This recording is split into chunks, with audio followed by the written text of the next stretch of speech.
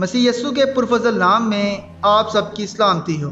انجیل مقدس میں مرقوم ہے کہ ایمان سننے سے پیدا ہوتا ہے اور سننا مسیح کے کلام سے۔ اور آج ہم ایک ایسی ہستی کے متعلق آپ سے بات کریں گے جنہوں نے ایک غیر مسیحی ہوتے ہوئے انجیل مقدس کو پڑھا، سنا اور سمجھا اور اس سے متاثر ہوئے بنا نہ رہ سکے۔ آج کی اس ویڈیو میں ہم آپ کو بتائیں گے علامہ برکت اللہ صاحب کے بارے میں۔ علامہ برکت اللہ صاحب کا جنم سن 1891 بامقام نارووال میں ایک شیعہ مسلم خاندان میں ہوا۔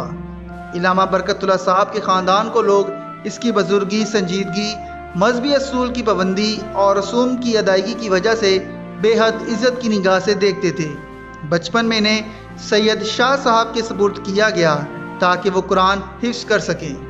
ابتدائی تعلیم انہوں نے ایک مشن اسکول سے حاصل کی۔ اس کے بعد انہیں ایک مدرسے میں داخل کروایا گیا۔ یہاں ہم آپ کو بتا دیں کہ اس وقت مدرسوں میں مسیحی تعلیم بھی دی جاتی تھی۔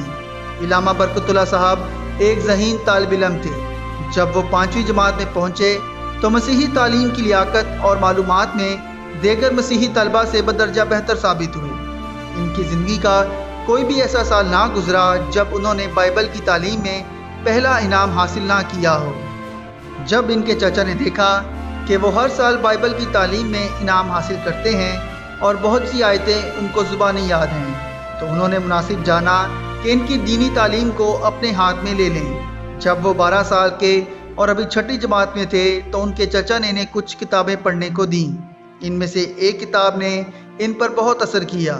اس کتاب میں مسیحیت اور اسلام کا موازنہ تھا، جس میں بائبل کی آیات کے حق میں تردید اور تنقید شامل تھی۔ اس کتاب کو وہ ہر وقت پڑھتے رہتے۔ اس کے بعد وہ وہاں جاتے جہاں مسیحی علماء بازاروں میں منادی کرتے تھے۔ وہ ان مسیحیوں سے حجت کرتے اور ان کو بڑی مشکل میں ڈال دیتے۔ وہ ان کتابوں کے زیر اثر تھے جو مسیحیت کے خلاف تھیں۔ ایک بار تو انہوں نے متی کی انجیل کو جلا ڈالا۔ وہ کہتے ہیں، میں ایک دن چراغ جلائے اس کتاب کو پڑھ رہا تھا۔ معلوم نہیں کون سا مضمون تھا جو میں پڑھ رہا تھا۔ میں نے چراغ کی لو میں کتاب لگا دی اور جلا ڈالی۔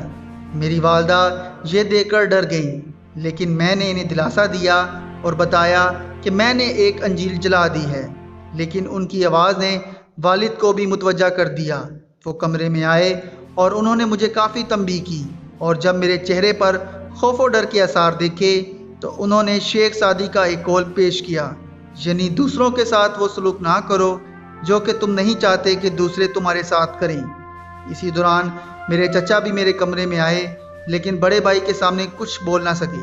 لیکن بعد میں میرے چچا نے مجھ سے کہا، جو کچھ بھی میں نے کیا ہے ایک بڑا کام ہے، گناہ نہیں ہے۔ بچپن کے ایک واقعے نے ان کی زندگی پر گہرا اثر کیا۔ وہ یہ کہ ایک بار چند مسیحی مبشر بازار میں منادی کر رہے تھے۔ ان میں سے ایک یوپی کے مسٹر تھامس بھی تھے۔ وہ ایک دکان کے پاس منادی کر رہے تھے کہ اچانک وہ دکاندار، جو کہ نہایت ہی قوی ہیکل تھا، دکان سے باہر آیا اور مسٹر تھامس کے منہ پر تھوکا اور زور کا تھپڑ ان کے گال پر جڑ دیا۔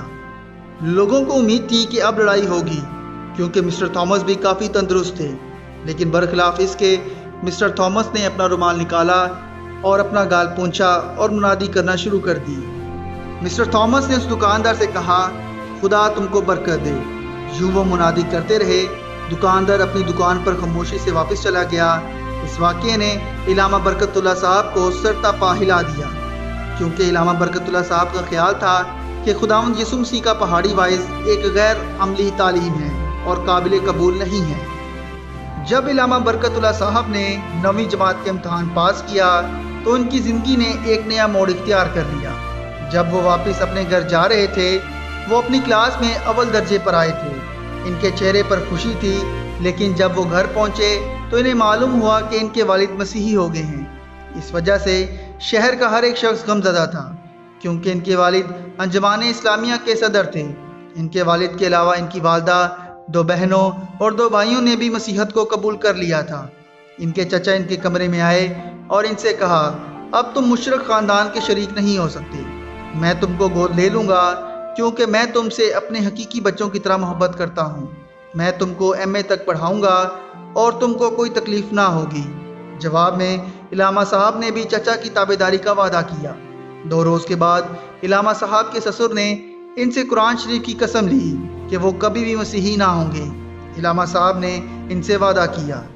اسی رات انہوں نے اپنے والد سے دل کھول کر باتیں کی۔ ان کے والد نے بتایا کہ وہ پچھلے 20 برس سے حق کی تلاش میں تھے اور بالآخر ان کو حق مسیح میں ملا۔ وہ اپنے بیٹے کے فیصلے سے بھی خوش تھے جو انہوں نے اپنے چچا اور بزرگان دین سے کیا تھا۔ اس ملاقات کے بعد علامہ صاحب نے فیصلہ کر لیا کہ وہ انجیل شریف کا مطالعہ کریں گے تاکہ معلوم کیا جا سکے کہ کس چیز نے ان کے والد پر اثر کیا ہے۔ انجیل کے مطالعے میں ان کے والد نے ان کی مدد کی اور انجیل کے مسلسل مطالعے کے بعد 7 جولائی 1907 کو انہوں نے خداوند یسوع مسیح کو اپنا نجات دہندہ قبول کیا اور بپتسمہ لیا۔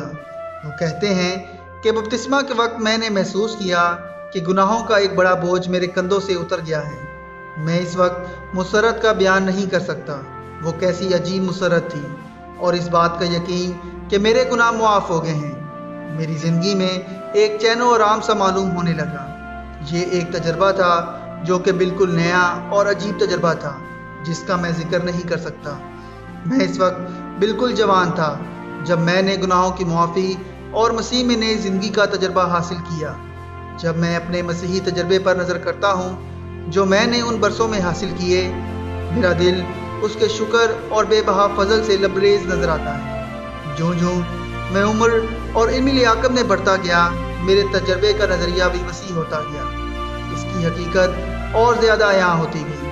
میرا عقیدہ کہ صرف مسیح مصلوب ہی اس ٹوٹی اور کھوئی ہوئی انسانیت کی امید ہے اور بھی گہرا ہوتا گیا۔ گناہ سے چھٹکارا اور راست باز اور پاکیزہ زندگی کو حاصل کرنا مسیح ہی میں ہے۔